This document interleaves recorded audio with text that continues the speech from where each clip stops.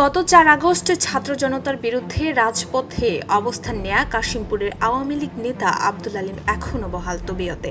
গাজীপুর মহানগর আওয়ামী লীগের সাবেক সাধারণ সম্পাদক ও গাজীপুর সিটি কর্পোরেশনের সাবেক মেয়র জাহাঙ্গীর আলমের খুব নিকটবর্তী।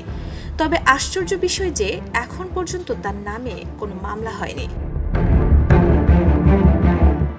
অভিযোগ রয়েছে, কাশিমপুরের পানিশেল এলাকায় সুদের টাকার বাণিজ্যে প্রায় কোটি টাকার মালিক হয়েছেন তিনি।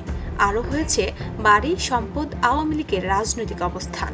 তবে ৫ আগস্ট সরকার পতনের পর কিছুদিন গাঁ ঢাকা দিয়ে থাকলেও এলাকার বিএনপি নেতাকর্মীদের সাথে মিলে আবার রাজনৈতিক অবস্থান পাকাপোক্ত করেছেন আব্দুল আলীম।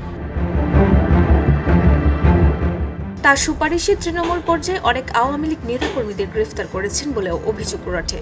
এমনকি এলাকায় স্বামী স্ত্রীর ঝগড়ার সমাধানেও তিনি কমিশন বাণিজ্য করেন। যে কোনো মানুষকে গ্রেফতার করানো যেন তার নিত্য কাজ। বিএনপির একাধিক নেতাদের নাম ভাঙিয়ে আওয়ামী শাসনের মতোই কাশিমপুর এলাকায় ত্রাস শুরু করেছেন এই আব্দুল আলীম। তার বিষয়ে একাধিকবার কাশিমপুর থানা পুলিশকে অবগত করলে এবং অভিযোগ থাকলেও এখন পর্যন্ত কোনো ব্যবস্থা গ্রহণ করতে পারেনি কাশিমপুর থানা পুলিশ। তবে অফিসার ইনচার্জ আব্দুল আলীমের বিরুদ্ধে আইনগত ব্যবস্থা গ্রহণ করবেন বলে জানিয়েছেন। ডেস্ক রিপোর্ট, ভোরের পাতা।